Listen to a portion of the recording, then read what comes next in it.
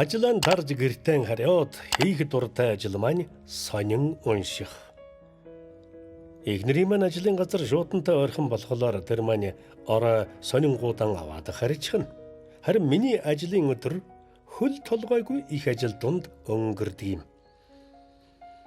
Ер нь соёл түүний өглөө шин сонин уншихаас эхэлдэг бол минийх эсрэгээрэн. Өглөө нь ажил, орой нь сонин. Ажлаа дарж ирээд зөөлөн буйдандан тухлан сонин уншигч жаргал шүү. Хаврын хахир муухай өдөр байлаа тэр өдөр. Хаврыг нэвтүүлэх хаврын салхи улаан шороо босгон нэвсийсэн хар үйлс тэнгэрийг бүхэлдэн бүрхээд дэнту уйтай. Уг нь би ажлаа тараад уушин газар суух бас дуртай л та. Гэвч тэр орой компьютерын унтраагаад гарч шууд гэрийн зүг алхалаа. Би машин барих тун дургүй. Тэгээд ч манай гэр ажил хоёр гар сунгам ойрхон байдаг юм. Харин эхнэр маань жижигхэн Toyota машина түүртэлгүй барьж хана. Хажуугаар зөрөн өнгөрөх хүмүүс хавар авхайн ааш хөдөлсөний гэрч суран дашуураар ороолгох мэт нүдж ихгүй шуугих хүйтэн шорон шуурганда бүрхэн алчууртай алчуурaan дарж яран алхацгаана. Би харин ягаад ч минь шорон шуурган дунд учир нь олдохгүй тогтлол ямархан нэг түгшүүрийг мэдрэн яст мэлхий шиг удаан алхсаар гэртээ ирлээ. Орцсон дон оронгуудаа цаглаган шатны тавхыг дарж хаад бүхээг нь түчиг дачиг дуугаран наашлахыг сонссон мөртлөө гинт сэтгэл тарам орж ирсэн айдас намайг шатаар алхахад хүргэлээ. Түрүүн орцны үүдэнд таарлдсан золбин саарал гөлөг хүртэл нүдний болонд авраг том харах шиг хүйтэн харагдаад нэг л хачин зэвий даасан өдөр байлаа. Эхнэр маань хаалгаан тайлж байна. Гал догооны өрөөнөөс хотоодны шүс асгарам сайхан үнэр ханха тавина. Би гахаймах шарж байгаа гэж тэр хэлээд хазар дээр шов хийлгэлээ. Ажилсаг, хоол сайхан хийдэг, халамжтай энэ бүсгүй намайг анхны хайртайсаа хагасж хаад уй гансрал дунд яга мэдхгүй явхад учирсан тулах багна минь билээ. Захгүй элсэн цөлд төөрсөн аянчин мэт хайр ойлголцолоор ангаж цангаж явсан тэр цагт учран сэрүүн сайхан сүдэртэн хоргодуулсан өнчин халяастай би түүнийгэн зүрэлдэг юм та. Буйдан дээр намс хийтэл сууч гэж тэ унаад өгсөн надад эхнэр сонин авчирж өгтөө. Чамд нэг захиарсан гэд алаг дугтуу бариулж хаад гал тоогоор орчихлоо. Юун захиа байдаг вэ? Гүн яваа насндан захидал битгий хэл ганц ч өгүүлбэртэй цахилгаан авч үзээгүй надад тэр алаг дугтуй тэсрэх бөмбөг шиг болгоомжлол гайхшрал төрүүлж эхлэв. Ходоод өлөн байсныг чиглэхөө захидлыг нээх хүсэл төрсөнгүй. Сонингуудан ээжлэн унших завсрам би тэр доктороо төгшүүртэйгээр хялам хийсээр байлаа. Эхнэр намайг хоол идэхтэн юм уншихыг хордогч би хэдэн сонингон хоолтойгон холин гарчиг алгасалгүй уншсаар суулаа.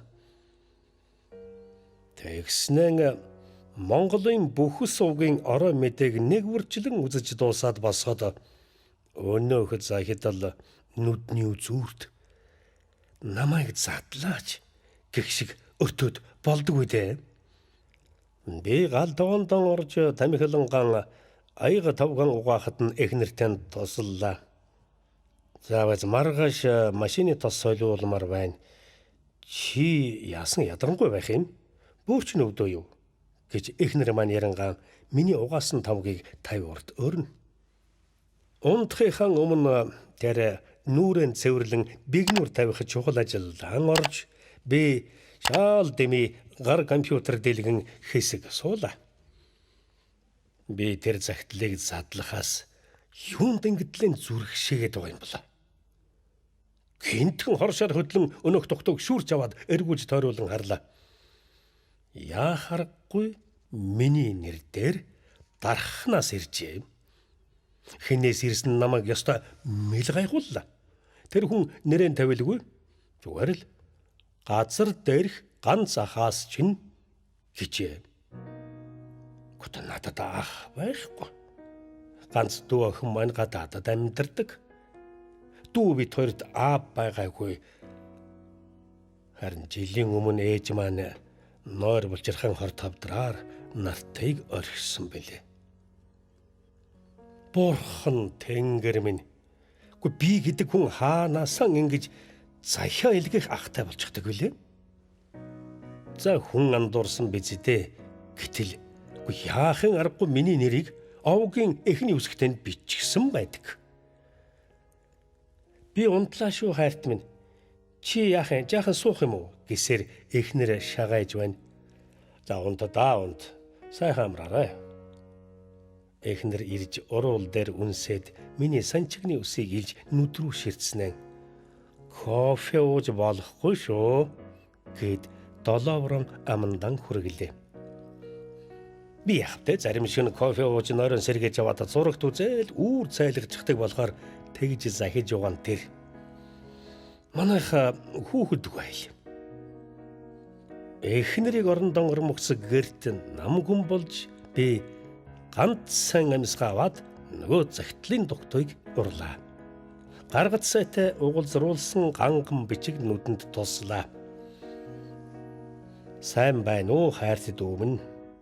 Газар дээрх ганц ах чинь мэдчилж байна. Дарханд амьдрал гайгүй л болж байна. Манайхан бүгд ажиллаан хийцгээгээд нуугч чинь чамайг их л ярих юм да. Манай хоёр багч чамайг өргөж л ярьцгаадаг. Бата ах яагаад манайд ирэхгүй байгаа юм бэ гэж асуугаад байдаг байснаа одоо болсон. Том болж гон тэр биз дээ. Үзмээ та хоёр Үзмээ та хоёр. Би энэ мөрийг хүргээд цочин балмагдахтаа тэр хууц цасыг гараасаа алдчихлаа. Адга хан зүрх минь цээжиндэн багтахгүй бөмбөрдөн дэлдэж ам хатан ангалцгаад түрүүн эхнэрийн авчирч тавьсан шилэн аягтайг авч нэг мөсөн залгиллаа. Сэв хүйтэн алимны шүүс. Үзмээ бол миний анхны хайрын эзэн, зүрх сэтгэлээс мөнхөд уяатаа явдаг хонгорхон бүсгүй. Бид хоёр оюутны 4 жил үерхсээр төгсөх жилдээ нэг гэрт орж дараа нь охинтой болсон юм. Бурхан минь, энэ эмзэг, дэндүү эмзэг дурсамжийг л мартах юмсан гэж би хичнээн жил дарчлав да. Гэтэл энэ надад хизээч байгаагүй ахын захидал, энэ үл ойлгогдох онцгой шиг явдал тэр хүндүр шарханд минь мэс хүргэн зүрх болиглуулчих гэж. Нэг сайн гүнзгий амьсгалаад захидлыг үргэлжлүүлэн унших хүч тэнхээ гаргахыг оролдлоо. Үзмээ та хоёр уучраан ололцоогүй л явна уу? Тэр сайхан охин ёстой л чиний заяаны хань байсан юм да. Мөнч хүүхдэрэн гэнэн сайхан сэтгэлтэйсэн. Одоогийн бүсгүйчүүд дунд үзмээ шиг эвдрээгүй хүүхэд ховор доо. Хүн насан туршдаа өөрийнхөө тал бий болж төрсөн ижил ханиан эрж хайж явдаг юм гинлээ. Хэрв олж чадвал хайрлах хэрэгтэй. Чамайг хүрээд ирэх болов гэж тэр зөндөөл харсан байж таараа. Эр хүний омог вардам зан гаргах гэж байж л чи алдсан шүү. Та хоёр хамтдаа байсан бол ямар сайхан айл болох байсан болоо гэж эгжтэй чинь би ярьж суудаг юм. Манай удамынхан хоёрын хооронд зөрүүд зантай болсон юм да. Ингэхэд ахийнх нь нас өндөр болж байна. Ирэх жил тэтгэвртэй суух байх. Гэхдээ чи хизээ нэг манай босгоор алгах гэж байна да. Газар дээрх ганц хайгаан мендэд нэг зүсэн харуулчмаар л юм да. Хойтонгоос ахын элгэн үзүүлэх санаатай. За тэгээ танайх хуучиндаа юу? Хайгаан явуулаарай. Хүндэтгэн ёсолсон ах чинь. Хүчит бүх гүнж хотолон хатан зоригт ануу хатан айлтлал инэрлийн дэд их дайгны цадиг түүхэн армаанууд аудио ном нь Эмбүк Занга цэгэмэнд цаасан ном нь Интерном Мир Азхур улсын их дэлгүүрт Гэсэн байлаа. Би гүн бодолд автлаа. Надад дараханд суудаг ах бидгийн хэл хамаатны ганц ч айл байхгүй. Надад тэнд хөл тавих завшаан өнөө хүртэл олдоогүйг сайн мэдэж байдаг. Ээжийн минь эгч дүү хоёр нь хоёулаа хотод. Ядарвал нагцаан түш гэдэгч би тэд нартай тэмч ойр байдаг үл дээ. Цагаан сараар л нэг очиж золгон би тэнхийг нь асуух төдий. Тэгтэл гэнтхэн нэгэн сайхан нартай өдөр нартай ч гэж дээ. Хаврын шорон шуурхтоор ингээд төрсөн ахтай болчих гэж. Үгүй ер нь хүн намайг дамжиглаад байна уу? Гэтэл үгүй юм аа. Хамгийн гайхалтай нь тэр хүн үзмээг яаж тийм сайн мэдэж байна. Би үзмээдэн даанч дэндүү хайртай байлаа. Бид хоёрын дундаас төрсөн охин миний бяцхан янзгхан хичнээн хайр булаасан амьтан байлаа. Тэр маань дөнгөж хөлд орж тентэр тунтар алхаж хайр булаасан үедээ гэнтхэн л халуурч хоолойнд боогоод турган дуудсан эмнэлгийн сэхэн амьдруулахын өрөө миний үрийг надад амьд үлдээгээч тэ гэж би Бурханд тасралтгүй залбирэн ухаан солиороход хэдэн хуруу дутуу байсансан. Гэвч өнгөрч хөлөө гэх совилогчийн үг. Хүүхдийн инэлгийн нүсэр хуучин барилга, хүн холхилсон бохир хонгил нааш цааш гүйлдэх эмч нар ухаан алдан унсан үзмээ. Нулимсан дан халтардсан нүртэй ээж дүү хоёр. Эм тарианы хурц үнэр одоо ч гэсэн надад үнэртэх шиг.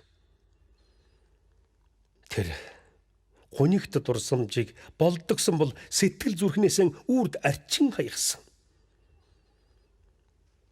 Тэгээд охин минь байхгүй болсон тэр өдрөөс хойш би арихууж эхэлсэн. Үзмээтэйг анч байнга хэрэлдэх болсон. Охиноосоо хойш ухаан сэхээ орж тэрнийг хайрлахсан гэж хичнээн хүсэдэж болж өгөөгүй юм та. Тэгээд нэг л өдөр тэр минь намайг эзгүйд хөдөө аймагт суудаг аавынх руугаан явчихсан бил.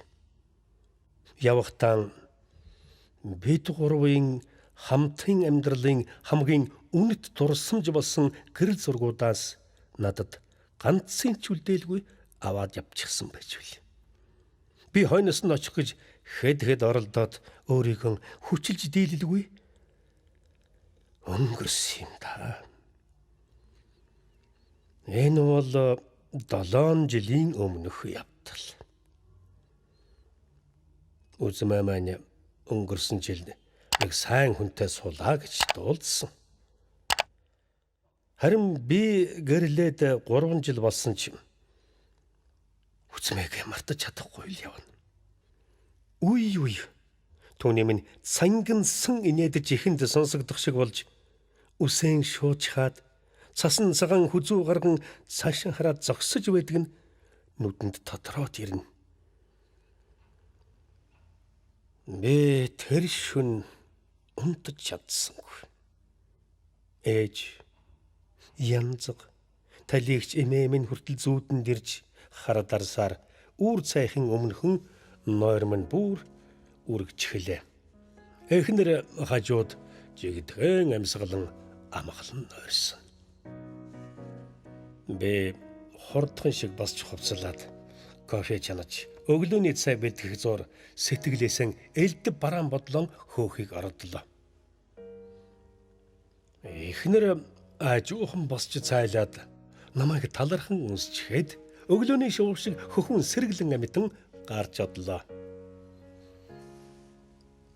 Би тэр захиаг таг мартах гэж хэд хоног оролдлоо. Гэвч чадсангүй. 7 хоногийн дараа мөн л эхнэрийн унтахаар хэвдэнгүүт нь хариуг нь бичгээр суулаа. Ахадан юу гэж бичихээ мэдэхгүй хэлсэн захиа болгоно урж хаясаар их л оройтжээ. Ганц сайн гэгчин санаа алдаад сүүлчийн захидлаа эхэллээ. Сайн байна уу хайрт ах минь? Хайртгийн шүү. Ийм ялан үгийг танихгүй хүнд хизээч хэлж явсангүй шүү. Та бүхэн бүгд сайн биз дээ. Мэдээж юм бичих гэж хайран цагаа үрд суугч. Ингээд бичих болгондон өөрийгөө шүмжлэн дургүй хүрээд явж өгөхгүй байлаа. За цааш нь юу гэх вэ? Чинь гээд байсныг бодвол тэр хүний авах байх биз? Тэгэхээр миний бэргэн байх нэ. Хизээ чи хараагүй байдаг хэсгийн ч мэдэхгүй бэргэн эгч. Гэхдээ нэрийг хэн гэдэг юм бол та. Сүрэн эгч юм би сайн уу? Бөөрн зүгээр үү? Намайг очиход бөөр өвдөөдлгээд тариа хэлгэж байсан санагдах юм. Ягаана Бамбрууш хоёр их том болоо биз дээ. Бамбрууш энэ жил 9-д орох байхаа. Ягаанаг дархандаа сурч байгаа нь зөв гэж бодох юм. Харин ямар мэрэгжилтэй болох гэж байгаа юм бэ дээ? Би мэдэхгүй л байгаа шүү. Марцнаас сүрэн эгчийн хийж өгдөг хайлмгийг нэг идгсэн гэж бодох юм. Та надад санаа зовсны хэрэггүй. Үзмээ одоо сайн хүнтэй суусан гэсэн. Би ч амьдралаа бодсон нь зөв байсан шүү. Таны насны хүн арай хөнгөн ажил хиймээр юм да. Эсвэл заадаг хичээлийн цагаан багасгаарай да. Манайх 13 дугаар хороолод шинэ байр авсан. Хайгаан явууллаа. За ах минь та бием бодож яваарай. Даралтаа мэдэж байгаарэ. Баяртай. Дүү бат сайхан. Сохор таамгаараа ийм л товчхон юм бичээд маргааш нь ажилдаа явах замдаа шуудангийн харьцагт хийж гэлээ.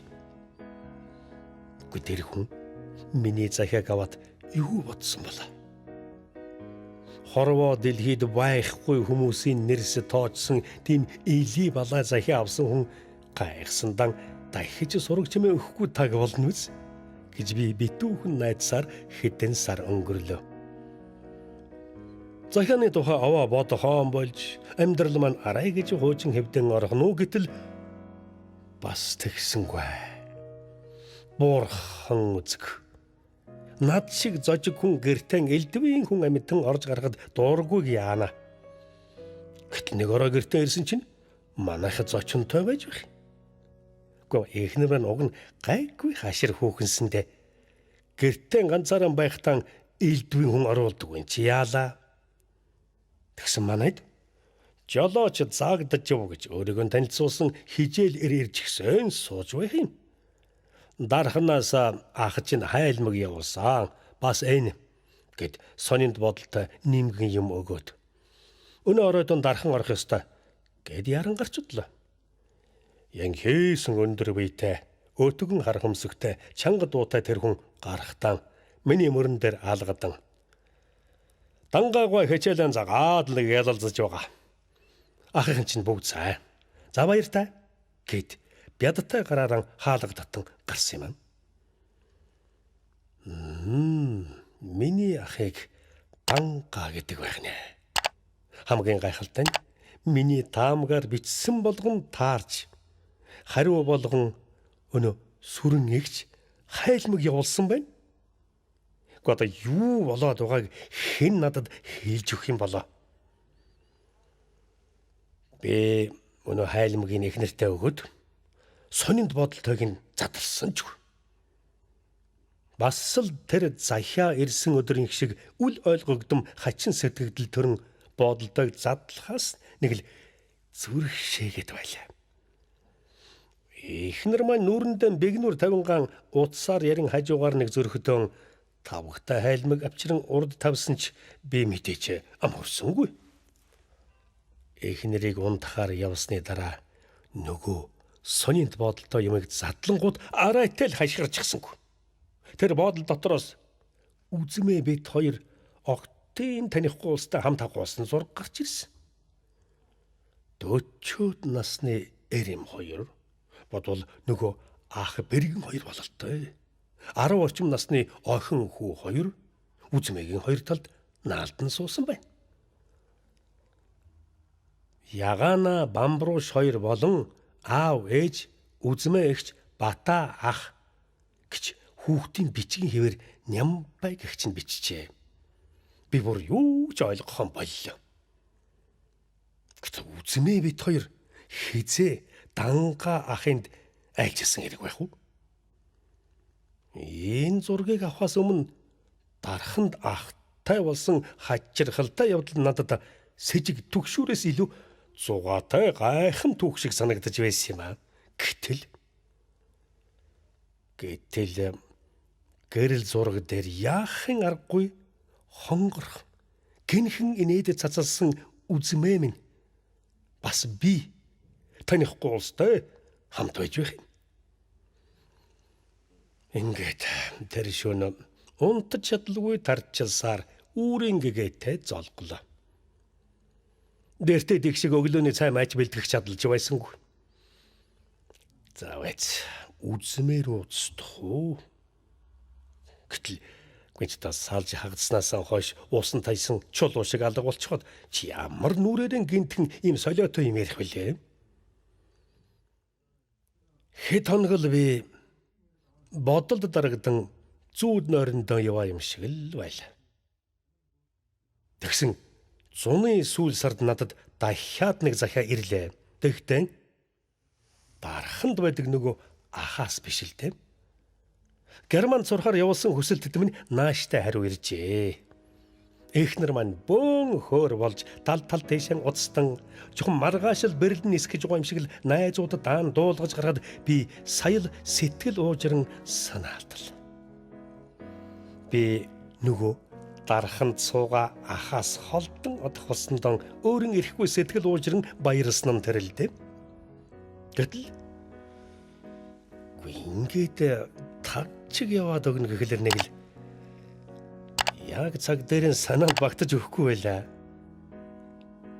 Би угийн машин барих дургүйч нэг амралтын өдрөөр эхнэрийнхэн жижигхэн тэргийг уноод дархан руу гарч өглөө чимэн. Гэвч замын тэг дундаас сэтгэл нэг л хачин дэнслэн өнөөх үл ойлгогдох түгшүүр намайг эзэмтэн авахад би буцаад хот руу давчихсан юм да. Гэхдээ ингээд бүх юм дууссан болж яамаа. Дахиад нэг хачиргалтай явдал намайг отож байжээ.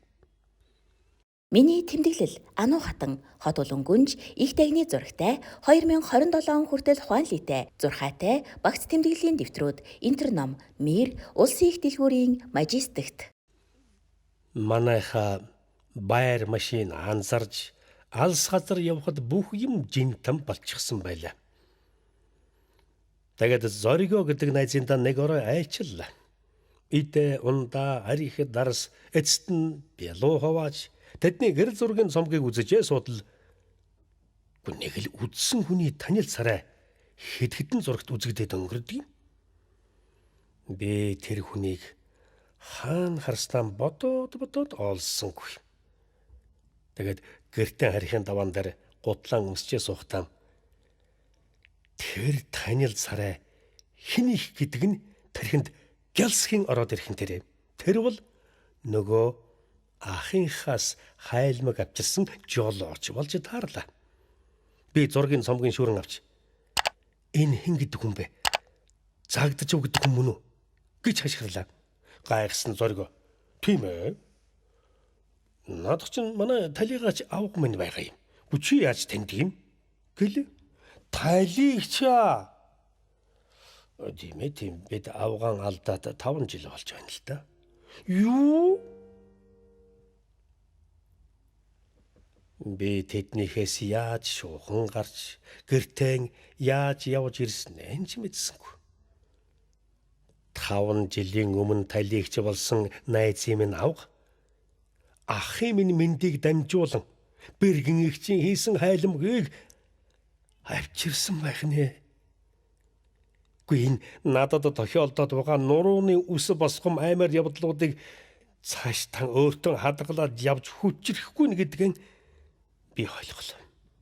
Маргааш нь би эхнэртэн энэ бүгдийг сайхан ярьлаа да. Харин ч тэр маань ухаалаг бүсгүй байсан нь яамай та. Энэ бүхний учрыг чи бид хоёр хизээж олж чадахгүй. Аливаа гайхалтай бүхний нууцыг тайлах хамгийн сайн түлхүүр бол цаг хугацаа л байдаг гэж тэр минь хэлсэн да.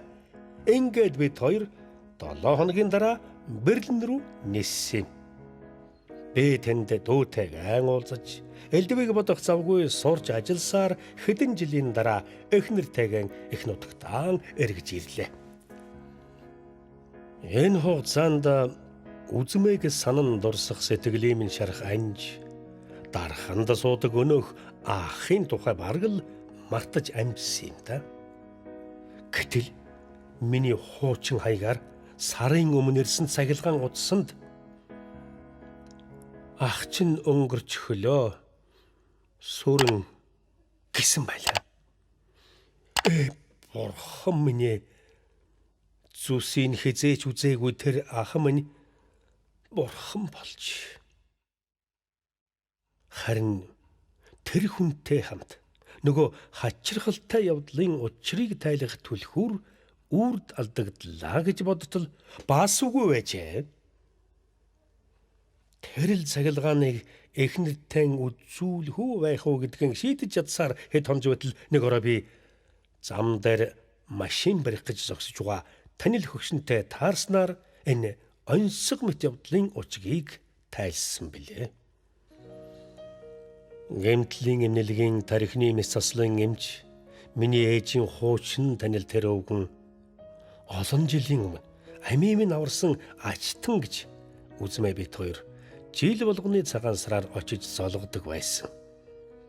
Ер нь үзмээтэй холбоотой зүрхний эмзэг шархаан эдгэх гэсэн миний зовлонд оролдлого хичнээн ч олон сайхан дурсамж иймэрхүү танил дотны хүмүүсийн хамт ой ухаанаас минь хагцаавтэй.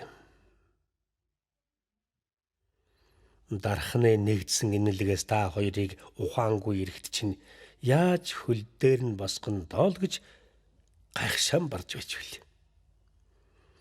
За ялайлаа хүмүн галайла хөгшин ахыгаан мартаагүйд гэж өвгөн эмч хэлээд орцныхан үдэнд амьсгаацсаар буулаа. Юу гэнэ? Дархны нэгдсэн имлгээс та хоёрыг ухаангүй ирэхэд чинь гинүү. Гингэхэд би чинь дарханд хизээч хөл тавьж үзээгүй гэж гайхшаан барж явсан байсан биш үү? Гэтэл үзмээтэйгэн дөнгөж үерхэж эхэлж байхдаа одоогоос 15 жилийн өмнө Сэлэнгэд байдаг найзынх нь хуримд очихоор хүний хуучин Волго машинаар хамтдаа давхиж яваад осолд орж дарханд 3 хоног ухаангүй хэвцнэн яагаад таг мартсан хэрэг үү?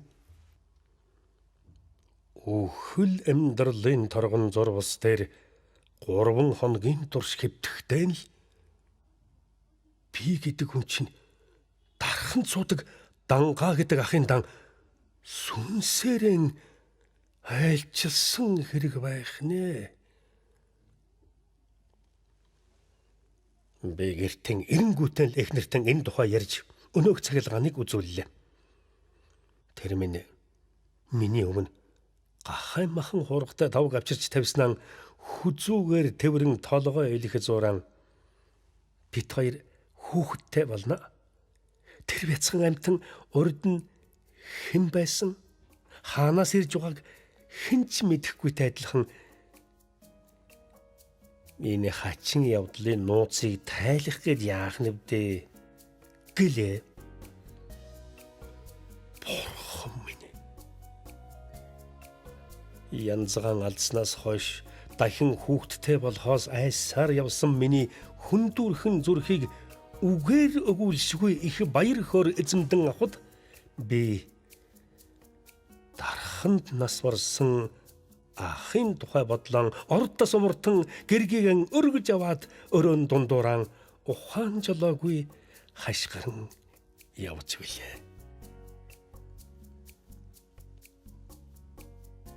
Аливаа гайхалтай бүхний нууцыг тайлах хамгийн сайн түлхүүр бол цаг хугацаа гэж. Герман явахын өмнө түүний минь хэлсэн юутай үнэн байж вэ гэж гайхахын хамт би амьдралаа гэдэг үнэхээр тайлагдшгүй нууцаар дүүрэн байдагт итгэж явах болсон юм да.